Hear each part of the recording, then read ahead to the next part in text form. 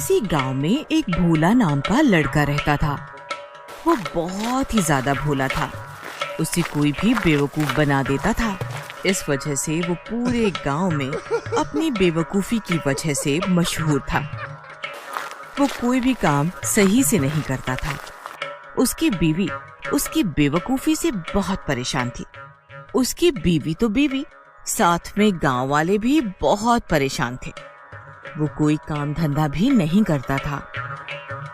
अजी सुनो, मैंने तुमसे कितनी बार बोला है कि कोई काम धंधा कर लो, लेकिन तुम हो कि सही से कोई काम करते ही नहीं। तुम्हें तो पता है सरला, मैं काम करने जाता हूँ लेकिन हर कोई मुझे काम से निकाल देता है। हाँ, आपकी तो कोई गलती है ही नहीं। वो सब लोग ही बेवकूफ हैं जो आपको काम पर से निकाल देते हैं, है ना? कोई आपको काम पर क्यों रखेगा?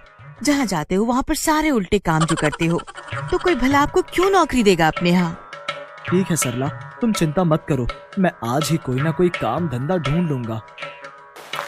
ये कहकर भोला काम ढूंढने के लिए घर से बाहर जाता है।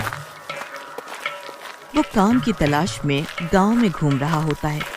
तभी वो देखता है कि कुछ लोग कुश्ती लड़ रहे हैं। भोला का भी मन हुआ कि मैं भी कुश्ती करूंगा। तभी वो जहाँ पर कुश्ती हो रही थी वहाँ पर गया और कुश्ती करते हुए आदमी से पूछने लगा, भाई साहब, ये कुश्ती की प्रतियोगिता में कैसे हिस्सा लिया जाता है? ये कुश्ती किसने करनी है? तने करनी है के? तने कुश्ती के बारे में कुछ बेरा भी है? तू तो मरगिल्ला सा है, तू करेगा के कुश्ती? सुनील जोर जोर से हंसता है और वहाँ पर खड़े 4-5 लड़के भी जोर जोर से हंसते हैं। सुनील भाई, मैं कुश्ती करना चाहता हूँ, आप मुझे बता दो कि ये कुश्ती के प्रतियोगिता में हिस्सा लेने के लिए क्या करना होगा?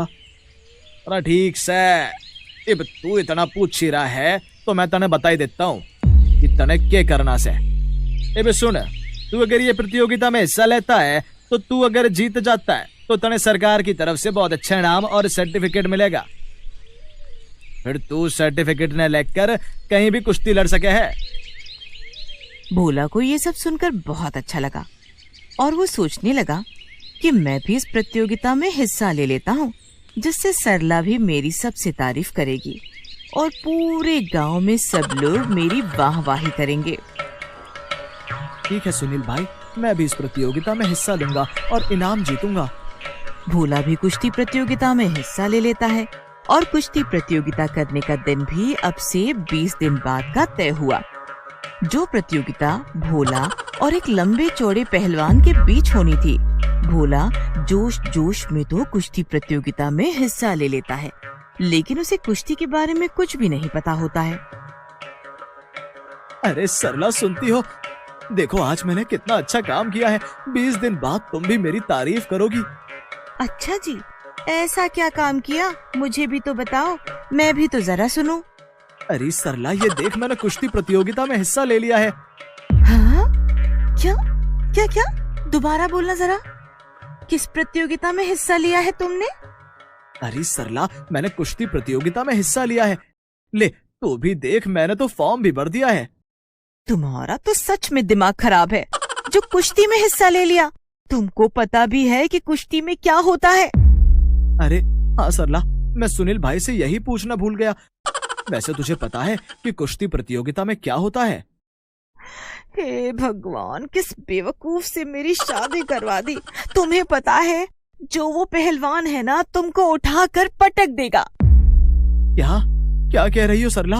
अब मैं क्या करूं? भोला बहुत ज्यादा घबरा जाता है और रात दिन बस इसी चिंता में रहता है। उसको ऐसे परेशान देखकर सरला सोचती है कि इनको उस पहलवान से बचाने के लिए कुछ तो करना पड़ेगा। ऐसे ही कुश्ती प्रतियोगिता का दिन भी आ जाता है। भोला बहुत डरा हुआ होता है। फिर सरला उसको वैद्य जी से एक तेल लाकर देती है, जिससे वो पहलवान भोला को पकड़ नहीं पाए। कुश्ती के लिए भोला और वो पहलवान दोनों अखाड़े में आ जाते हैं, जिसमें एक तरफ पहलवान था तो दूसरी तरफ भोला। सभी लोग अखाड़े के आसपास खड़े हो जाते हैं और सभी भोला की बेवकूफी पर हंस रहे होते हैं। हे भगवान, मैंने किस मुसीबत को गले लगा लिया। ये तो अगर मेरे हाथ भी लगाएगा तो मैं तो यहीं ढेर हो जाऊंगा। सुनो जी, जो मैंने तुमको वो तेल दिया था वो तुम लाए हो? हाँ लाया हूँ, मगर इस पहलवान को देखकर लग नहीं रहा कि ये तेल इसकी मोटी चमड़ी पर कुछ असर करेगा। आप बस हिम्मत मत हारो, बस ये तेल अपने शरीर पर अच्छे से लगा लो। फिर भोला वो तेल चुपके से अपने शरीर पर लगा लेता है। फिर भोला और वो पहलवान कुश्ती के लिए आगे आते हैं। जैसे ही पहलवान भोला की ओर आने के लिए भागा तो भोला ने उसके पैरों को नीचे से पकड़कर उसे गिरा दिया। ये देखकर गांव के सभी लोग पहलवान पर हंसने लगते हैं। ये देखकर पहलवान को बहुत गुस्सा आया। फिर वो भोला के पीछे भागा, लेकिन भोला के शरीर पर वो तेल लगे होने की वजह से पहलवान भोला को पकड़ नहीं पाता है। फिर भोला ने अखाड़े में से कुछ मिट्टी उठाकर पहलवान की आंखों में डाल दी और पहलवान घबरा गया। पहलवान फिर भोला को पकड़ने आया तो भोला ने उसके सिर पर चढ़कर उसके गुदगुदी करने लगा और इस तरह भोला से परेशान होकर पहलवान अखाड़े से बाहर हो गया और फिर भोला ये कुश्ती प्रतियोगिता जीत गया। फिर सब गांव वाले भोला की वाहवाही करते हैं। भोला फिर समझ जाता है कि कोई भी काम जोश जोश में नहीं करना चाहिए।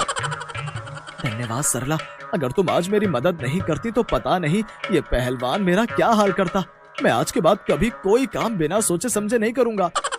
अरे जी, अगर मुसीबत में मैं आपकी मदद नहीं करूंगी तो फिर कौन करेगा? उस दिन के बाद से भोला कोई भी बेवकूफी वाले काम नहीं करता है।